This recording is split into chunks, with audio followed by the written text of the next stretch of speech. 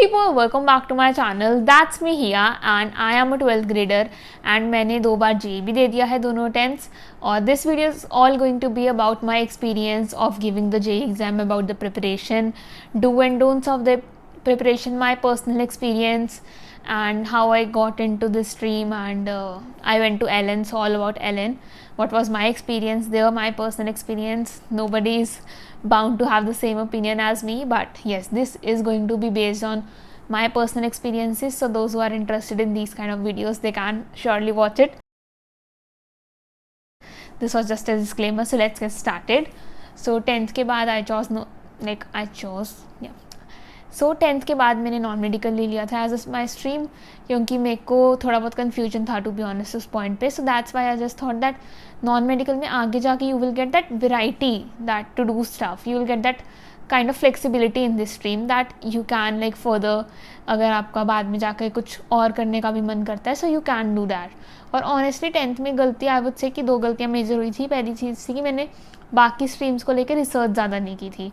Like मेरे को लगा था कि कॉमर्स में सिर्फ मैथ्स होता है तो मेरे को कॉमर्स नहीं करनी है. फिर मेरे को आर्ट्स को लेके कोई दिक्कत नहीं थी, बट आर्ट्स सब आसपास में ऐसे सब बोल रहे थे कि अगर बाद में जाके कुछ साइंस के रिलेटेड करने का मन कर गया तो कर नहीं पाओगे. तो वो एक मिसकंसेप्शन सा हो जाता है बस, मतलब क्लैरिटी ही नहीं होती है थॉट्स की इतनी ज़्यादा आपके माइंड में कि क्या करें क्या ना करें, जैसे सब बोल रहे हैं वैसे करें, जैसा दोस्त बोल रहे हैं वैसा करें.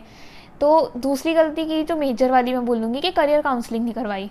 करियर काउंसलिंग का सोचा था, बट आई डोंट नो क्या मतलब हुआ. एक तो इतना कम टाइम था, हमारे बोर्ड्स कोविड की वजह से लेट हुए थे, क्लासेस जल्दी शुरू हो रही थी, तो टाइम स्पैम भी बहुत ज़्यादा कम था. फिर करियर काउंसलिंग में इट्स कम्स लाइक कि करवा लोगे, चाहे आपको ये ना पता लगे कि आपको करना क्या है, बट आपको ऑप्शंस पता लग जाएंगे. You will get to know a lot more about other stuff, so you can do that. So I would say these two were the major mistakes which I did while choosing my stream. मतलब इसका मेरे को कोई thankfully कोई नुकसान अभी हुआ नहीं है, because I have like switch the stream right now. I am taking a drop in 12 after 12th, just to inform you guys that what I am currently doing now in life. So I have taken a drop and I am preparing for the NID exam, the NID design exam, basically National Institute of Design. For NID, NIFT and CEET का exam I am preparing for that in this year. और ये बिल्कुल भी plan नहीं था बहुत पहले से, वरना मैं एलन जाती नहीं अगर ये प्लान होता. But this was something which I wanted to do since you know like childhood and all. I wanted to be an artist, wanted to be into art designing, but somehow you know how we come into non-medical, हमें भी नहीं पता होता है किसी को जो भी आते हैं. तो I would say that okay, I chose non-medical. फिर उसके बाद I was like expecting normal schooling and everything, but what happened was, what went there wrong I still can't figure out. हुआ कुछ नहीं था, बस ये था कि जितने भी बच्चों से बात हो रही थी, कलीग से बात हो रही थी, मतलब क्लासमेट्स एंड ऑल से, everybody was going to Allen and then I got to know about Allen firstly. फिर उसके बाद मेरे को पता लगा कि ओके लाइक ऐसा ऐसा होता है, यहाँ पे कोचिंग होती है. तो I had no idea about the fee structure, about the class का कैसे इन्वायरमेंट होता है. I had nothing idea about JEE and the competition level. I just knew about that this is a institute which where they teach non medical. तो फिर I went there, I gave the ASAT test, Allen scholarship cum admission test. तो वो मैंने बहुत safe side होने के लिए दे दिया था कि टेस्ट दे के देख लेती हूँ, क्या पता कुछ बन जाए, मतलब अगर मेरे को लेनी हुई एडमिशन तो I would be safe side कि मैंने टेस्ट दे रखा है, क्योंकि टेस्ट की लास्ट डेट थी 22 में. तो I like let's give the test and we will see later. बट मैंने टेस्ट दिया, पीछे से 3 hours का पेरेंट्स का करियर काउंसलिंग टाइप होता है कि बच्चे की, तो काउंसलिंग सेशन टाइप होता है पेरेंट्स का, ओरिएंटेशन बोलते हैं हम उसको. तो उसके अंदर आई डोंट नो पेरेंट्स को क्या बताते हैं, लाइक कंपटीशन का थोड़ा बहुत नेचर बताते हैं पेरेंट्स को, और ये बताते हैं कि एलन है तो मुमकिन है. लाइक हमारी टैगलाइन रही है ये एलन की कि मतलब आपका बच्चे को क्या क्या बेनिफिट्स होंगे एलन में आने से.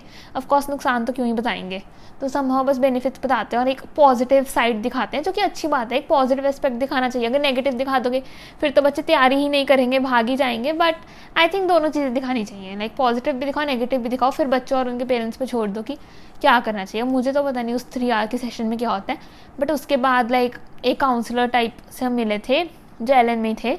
तो उन्होंने ऐसे बोला कि बेटा ऐसे ऐसे करके JEE का एग्ज़ाम होता है. तो तब मेरे हाथ में लेजिट ट्राइपॉड था और आई वाज लाइक मेरे को ये करना नहीं है, क्योंकि मैंने ये कहा था कि I want to appear for civil service. और तब मेरे को ये भी नहीं पता था कि सिविल सर्विसेज के एग्ज़ाम के लिए आपको ग्रेजुएट होना होता है.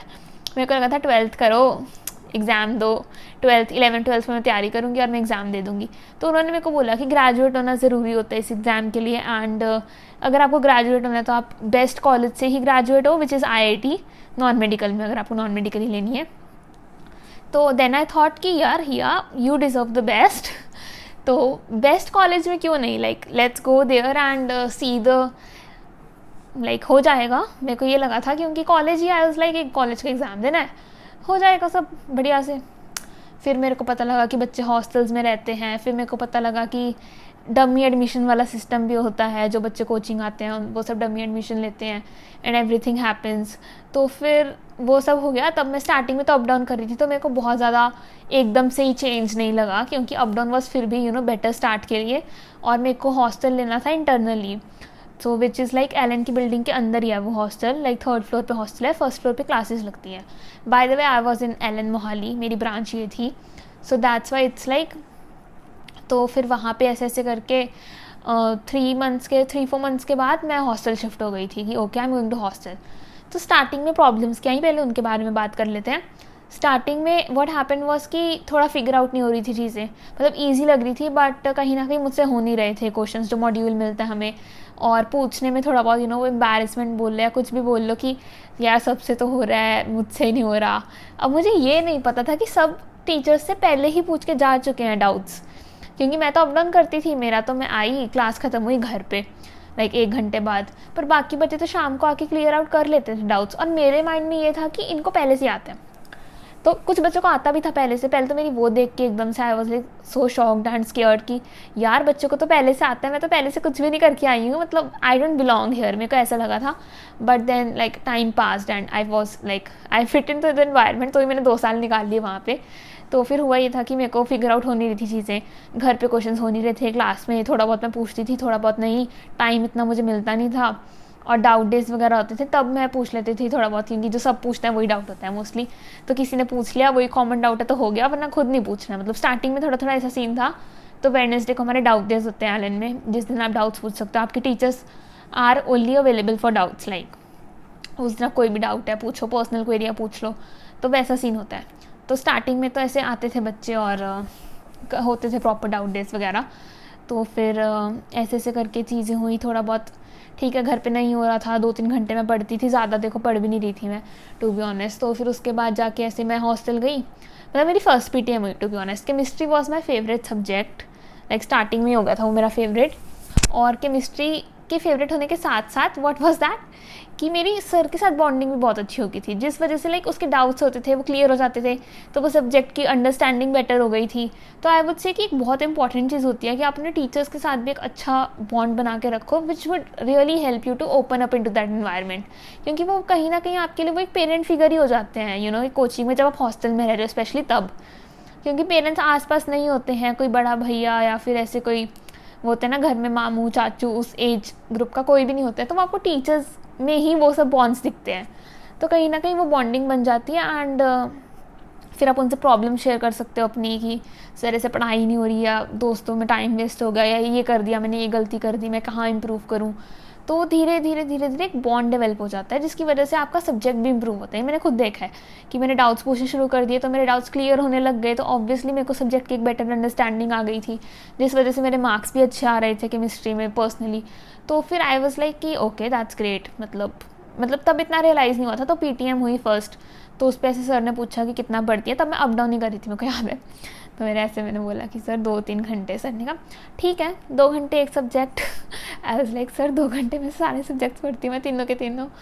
तो सर ऐसे थे कि हिया लाइक ये क्या चल रहा है, मतलब केमिस्ट्री वाले सर ही थे, और सर ने कहा था कि मेरे को हिया से बिल्कुल भी ऐसी एक्सपेक्टेशन नहीं थी कि क्लास में तो ये बहुत अच्छे से इसको आता होता है, सब मैं कुछ भी पूछता हूँ, इसका होमवर्क भी कंप्लीट होता है, डाउट्स भी ले लेती है।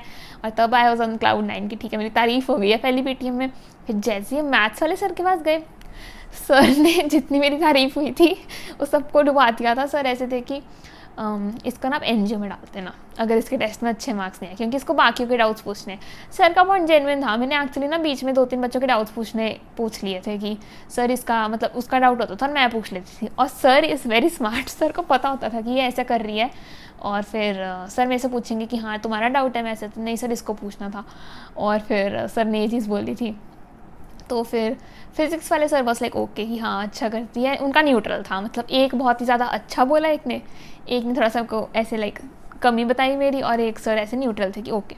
तो फर्स्ट पीटीएम एंड फाइन। फिर उसके बाद से मेरा हॉस्टल हो गया था, तो सर ऐसे बहुत बढ़िया अब यहीं पे रहेगी ये पूरा दिन पढ़ेगी, और ऐसे करके फिर हॉस्टल में आ गए थे। और मैथ्स वाले सर तो को याद है फर्स्ट डे बहुत ऐसे मतलब बड़े चिल थे हमारे मैथ्स वाले सर, टू बी ऑनेस्ट 2 साल उन्होंने मेरे को पढ़ाया को इंसिडेंटली, और केमिस्ट्री के भी। तो इट्स लाइक सर ऐसे बोले कि सर ने कुछ 1 महीने बाद आई थिंक बोला था कि मैं तो पहले 3 टेस्ट में जज नहीं करूँगा, उसके बाद मैं सबको जज करने लग जाऊँगा मार्क्स के बेसिस पे। तो तब तो भाई इतना ज़्यादा डर लगा था ना सर से, बट आई वुड से कि अब वही मतलब मेरे फेवरेट टीचर बन चुके हैं ओवर द टाइम। बट हाँ, थोड़ा ऐसा एकदम से डर लग गया था। वो सर ने एक्चुअली थोड़ा फायर बूस्ट करने के लिए सर ने क्लास में बोला था कि बच्चों में एक ईगोइस्टिक बोल लो, फायर सा आ जाए बच्चों में कि हमें तो करके दिखाना है सर के नज़रों के सामने। और वो आ भी गया था टू बी ऑनेस्ट, बच्चों ने पढ़ना शुरू कर दिया था उसके बाद जो नहीं भी पढ़ रहे थे। Then this kind of things happen. तो एक चीज़ है कि टीचर्स के साथ थोड़ा बहुत बॉन्ड बना लेना, कि आप उनसे डाउट्स पूछ सको, उनसे प्रॉब्लम्स डिस्कस कर सको, इतना बॉन्ड। मतलब ऐसे भी नहीं कि वो टाइम वेस्ट हो रहा है आपका, मतलब वो तो आपको टीचर्स करने भी नहीं देंगे, मैं बता रही हूँ। So if you ask me about the faculty कि वो कैसी थी एंड कैसे एक्सपीरियंस था, great. Every teacher was the best I would से। और मतलब इतना एक्सपीरियंस था हमारे सभी टीचर्स को, और इतना पेशेंटली समझाते हैं वो। मतलब ठीक है कई बार पेशेंस लूज़ हो सकता है, मैं नहीं बोलूँगी, क्योंकि मेरे तो कुछ डाउट्स ऐसे होते थे कि ऐसा होता है ना एक्सपेक्टेड ही नहीं है कि, तो भी सर ने मेरे को 5 बार ऐसे हिया बेटे करके समझाया था मैथ्स में। आई गेस इंटीग्रल चल रहा था तब, तो सर ऐसे थे कि हिया तुम में नहीं कर सकती ऐसे, मतलब तुम नहीं मानोगी आज तो वैसे ही आ गया था, फिर मेरे को 5वीं बार में आया था मेरे को। तो ऐसी चीज़ होती हैं कि टीचर्स बहुत ही पेशेंटली आपको समझाएंगे कि ठीक है। और टीचर्स का एक बहुत पेट वर्ड होता है हमारे, मेरे 2 टीचर्स का था ऐसे ढक्कन। मेरे को एक और मेरे मैथ्स के सर थे, वो भी ढक्कन बुलाते हैं, और एक फिज़िक्स वाले सर हैं वो पूरी क्लास को ढक्कन बुलाते हैं। और आई वुड से कि फैकल्टी बहुत ज़्यादा अच्छी है। आप ये मत सोचो कि फैकल्टी डिफ़र करती है किसी भी कोचिंग की। आई वुड से देखो मैंने बाकी कोचिंग में तो पढ़ के देखा नहीं है, तो आई वोंट से बहुत ही ओपन स्टेटमेंट, बट मैं अपना एक्सपीरियंस बता रही हूँ कि मैं एल एन मोहाली में थी, यहाँ पे सभी फैकल्टी बहुत अच्छी है और आपको कोई भी ऐसे कमी नहीं आएगी, बट आपको ही पढ़ना पड़ेगा। इस बार का देखो मेंस का रिजल्ट बहुत अच्छा है मोहाली का, तो बच्चे पढ़ते हैं, और वो भी अप डाउन वाले बच्चे हैं मोस्टली, मैं जानती हूँ, मतलब मैं ऐसे अप डाउन वाले बच्चे हैं जो लोकल रहते हैं चंडीगढ़ में, उनका भी अच्छा है रिजल्ट। तो फिर कर सकते हो भाई, तुम हॉस्टल में रह के भी कर सकते हो, अप डाउन में रह के भी कर सकते हो, और उन्होंने भी उन्हीं टीचर से पढ़ा जिन टीचर से मैंने पढ़ा है, तो उसमें कोई भी डिफरेंस नहीं होता है। आपको खुद पढ़ना पड़ता है, आपको खुद का ही एफर्ट होता है वो पूरे उन 2 ईयर्स में। अब हम कर लेते हैं सिलेबस की बात थोड़ा। तो 60-40 की रेशो होती है आई थिंक, कि 12th का ज़्यादा सिलेबस आता है। मैंने 2 अटेम्प्ट्स दिए हैं, मतलब मेरे को ऐसा कि 11th में पढ़ूँ भी नहीं ना, मैंने पढ़ी भी नहीं थी ज़्यादा, तो सिर्फ 12th का करके जाओगे तो बहुत अच्छे मतलब परसेंटेज ला सकते हो अच्छी। तो ये नहीं है कि 11th में सीरियस ही नहीं होना है, 11th में प्रॉब्लम्स ये आएंगी आपको कि कहीं ना कहीं आपका जो एकदम से IQ लेवल है वो शिफ्ट हो जाएगा, कि आपने जंप मार लिया बहुत बड़ी 10th से 11th में, वो भी कोचिंग कंपटीशन वाली इन्वायरमेंट में, और 10th में आप टॉपर होते हो, यहाँ पे आके आपके मार्क्स नहीं आ रहे होते, so you get shattered somehow. बहुत ज़्यादा बुरा लगता है, कहीं ना कहीं आपको बहुत ज़्यादा एकदम डिसबिलीफ में हो जाते हो आपकी, ये क्या हो गया मेरे साथ। और टीचर्स आपको यही समझाते हैं कि भाई 10th वाली चीज़ें नहीं है अभी, और मैंने तो ये बहुत जल्दी एक्सेप्ट कर लिया था समहाउ, पता नहीं कैसे, बट मेरे को ये बहुत पहली पता लग गया था कि 10th वाला तो इसमें कुछ भी नहीं है, 10th में अच्छे मार्क्स लगे कुछ नहीं होने वाला है, यहाँ पे बढ़िया पढ़ना पड़ेगा। तो 11th समहाउ मेरी ओकेश गई थी, अब उससे एफर्ट बहुत करते थे, बट 11th में समझ ही नहीं आती थी चीज़ें बीच में तो। बट हॉस्टल जाने के बाद काफ़ी चीज़ें बेटर हो गई थी, क्योंकि मेरी इंटरेक्शन बढ़ गई थी मेरे टीचर्स के साथ, उनको पता होता था मेरे थोड़े बहुत वीक पॉइंट्स क्या हैं, मैं डाउट्स भी पूछ लेती थी, तो क्लैरिटी होने लग गई थी टॉपिक्स में, और एंड तक आते आते सब चैप्टर्स आने लग गए थे। रोटेशन वगैरह में बोलूँगी अब भी नहीं मेरे को ज़्यादा इंटरेस्ट, और इतनी टेंशन नहीं लेनी उसकी, क्योंकि दोनों टेंथ्स में मैंने देख लिया, एक भी क्वेश्चन नहीं था मेरे वाले में तो रोटेशन का। बट ओवरऑल ऐसे है कि नहीं भी आ रहा तो बहुत ज़्यादा ऐसे नहीं हो जाना कि ओ शिट मुझे तो आ ही नहीं रहा है, या डीमोटिवेट एंड ऑल, कोई दिक्कत नहीं होती। एक चैप्टर आपका पूरा प्रिपरेशन स्पॉइल नहीं कर सकता टू बी ऑनेस्ट, बाकी अच्छे से करे हो तो एक चैप्टर का कुछ नहीं होता है, क्योंकि मेनली 11th वाले बच्चे ऐसे रोटेशन ही लगा रखी होती है कि ओ शिट रोटेशन स्टार्ट हो गया, तो पूरा ऐसा ही माहौल बन रखा होता है, और फर्स्ट टाइम पढ़ रहे होते हैं तो ज़्यादा होता है। तो मैंने आपको पहले ही बता दिया कि इतना टेंशन उस वे में नहीं लेना है। Then I would come to the next point. अगर आप पूछो कि क्या पूछोगे मेरे को भी नहीं पता मेरे दिमाग में क्या क्या डाउट्स जब मैं लगी थी। तो पैटर्न क्या होता है मैं बोलूँगी, 2 एग्ज़ाम्स होते हैं जो होते ही हैं। मैं बोलूँगी क्या, मतलब JEE mains and JEE advance. तो मेंस के 2 शिफ्ट्स होती हैं, लाइक 2 टेंस होते हैं बेसिकली आपके पास मिलते हैं आपको। एक होता है जनवरी में, एक हुआ था फिर हमारा अप्रैल में।